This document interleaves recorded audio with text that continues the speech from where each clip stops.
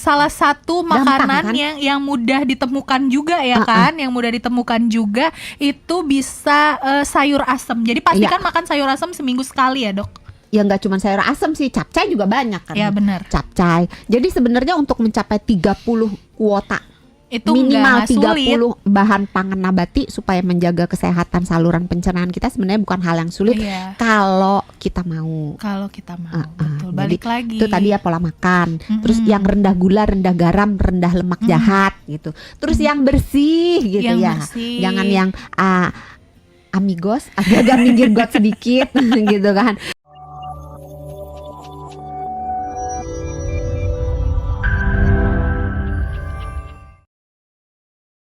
Gimana cara menanggulanginya nih ya? Jangan supaya hujan. Jangan pancaroba. Agak sulit ya kalau dibilang pasang jangan pawang hujan. Manggil pawang hujannya tiap hari dong. Kalau yang di bagian sekitaran gedung Kompas Gramedia yang di Jalan Perintis ini, mungkin kedatangan pawang hujan gratis ya, karena lagi ada pembangunan MRT. Tapi kalau yang di rumahnya nggak punya pawang hujan gimana? Kan soalnya kita jarang banget hujan tapi kebagian mendung. Jangan-jangan bener loh. Ya bisa jadi ya kan. Nah kalau nggak ada pawang hujan nih Dok, gimana ya cara mengantisipasinya, langkah-langkahnya, tips-tipsnya?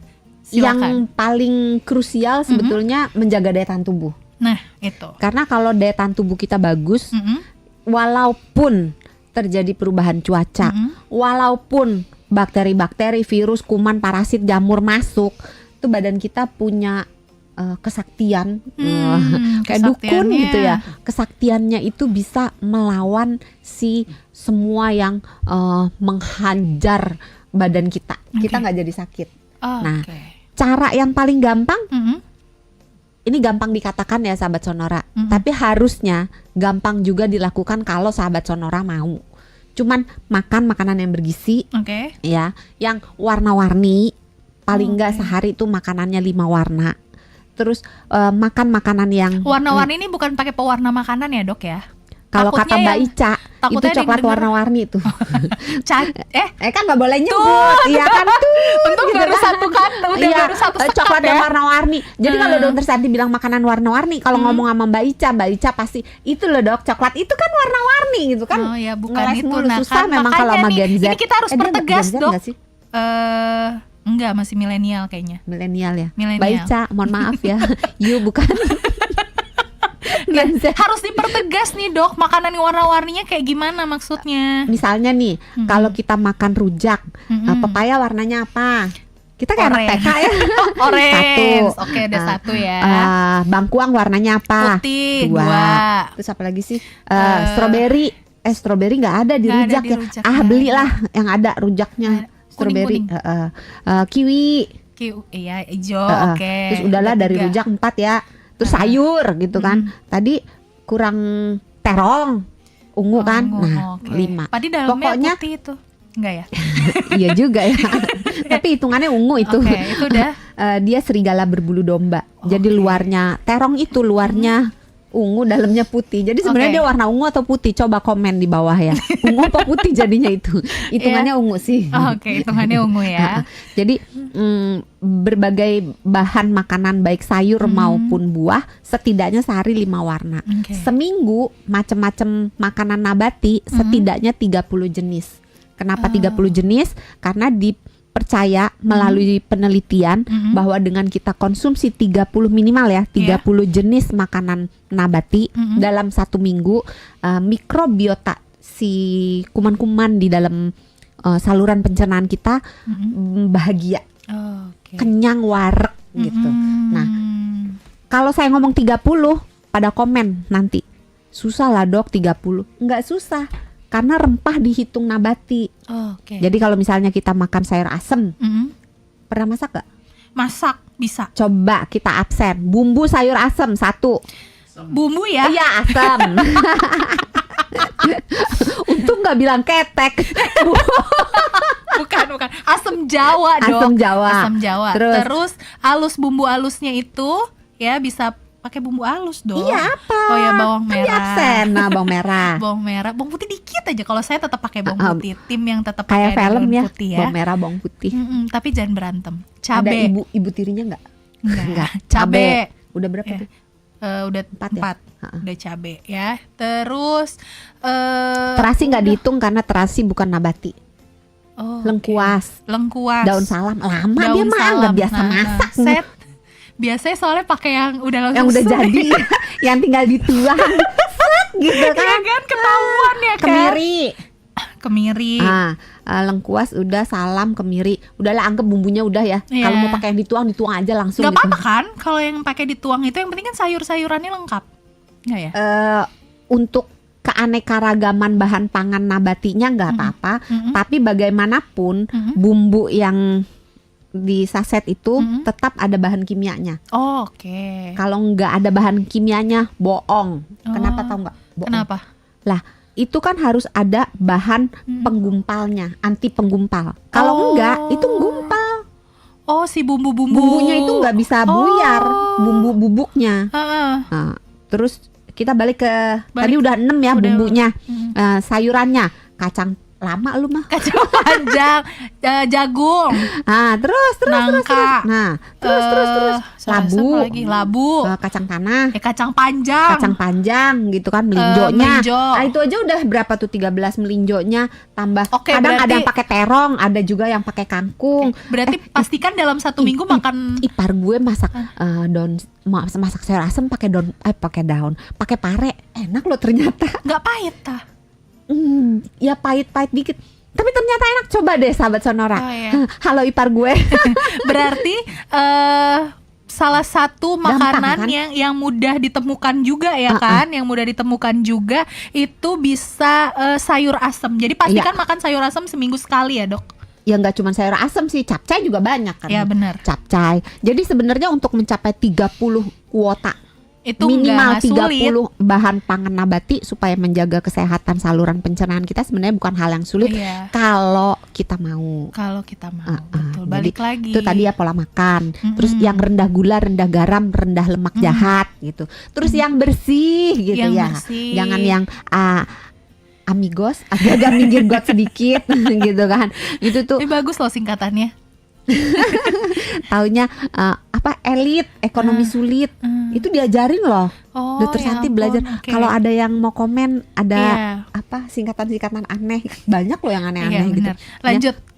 Nah, terus yang bersih. Bersih itu nggak cuma makanannya tapi juga alat makannya. Oke. Tapi juga Tangan orang yang penjualnya. makan. Iya, kadang kalau nganterin kuah jempolnya Suka kecelup di mangkok jadi, ya, nggak sengaja. bakso rasa jempol. Ya baik. sering loh. Jadi gimana ya, bang kuahnya dikit aja gitu. Oke. Terus rendah gula, rendah garam. Makan makanan yang ada probiotiknya. Oke. Probiotik itu membantu kita menjaga imun. Oke. Itu dari makanan. Terus tidur, jangan ngutang. Kalau udah waktunya tidur, cukup tidur secara kuantitas, secara jumlah jamnya dan secara kualitas. Dan itu tiap hari, bukan ngutang. Nanti weekend aja pas Diborong. libur diborong tidurnya 12 jam Nggak bisa. gitu. Tidur itu nggak kayak cicilan HP 1 juta dicicil 12 kali. Kalau Iya. tidur nggak bisa tiap hari, harus dibayar ya. Tiap hari Dibayar harus dibayar. tuntas Dibayar tunai. gitu. Dibayar tunai. Tadi makanan, Minimal tidur, berapa olahraga. jam? Ntar dulu, minimal berapa jam kalau tidur? Kalau ngomong jamnya nanti 1 segmen lagi. Oh ya, gitu Pada ya. umumnya aja ya. Pada umumnya. Pada umumnya itu 7 sampai 9 jam untuk orang dewasa. Oke. Tapi sebenarnya kebutuhan tidur tiap orang tuh beda-beda. Ada orang yang butuh tidur cuma dikit. Ada orang yang butuh tidur banyak gitu. Terus sebenarnya caranya ada lah di videonya Dokter Santi sebelumnya, tinggal dicari aja gitu Oke. ya. Kalau cara mudahnya aja, soalnya kita waktunya tinggal dikit nih. Oke. Cara mudahnya adalah kalau bangun pagi, lihat gaya gravitasi di ranjang sama nggak sama di bumi. Gimana tuh? Ya kalau maksudnya kalau kita rebahan kayaknya aduh males banget ya bangun nih, berat banget nih bangun nih. Itu artinya kurang tidur gitu. Terus tiap pagi kayak gitu, Dok, gimana dong? Ya nambah tidurnya. Oke. Terus kalau belum kena kopi tuh mata kagak bisa melek. Terus kalau pulang pelor, begitu nempel langsung tidur gitu. Hati-hati. kemungkinan nggak pasti ya, karena beberapa orang punya kebiasaan yang tidak berkaitan dengan kurang tidur. Jadi kemungkinan besar orang tersebut kurang tidur. Terus agak lemot juga kurang tidur. Tadi udah ya makan, udah olahraga belum? Olahraga belum? Cukup nggak waktunya? Cukup. Ini kita nggak ada jeda. Ayo yuk langsung. Kejam loh, biasanya 4 segmen disingkat jadi 3 Gak segmen. Soalnya seru ya sahabat Sonora ya. Kan makan, pada penasaran Dok. Makan udah, tidur udah, olahraga. Olahraga itu hukumnya wajib. Oke. Kalau nggak sempet olahraga gimana? Nah itu Dok. Dijadwalkan sahabat Sonora.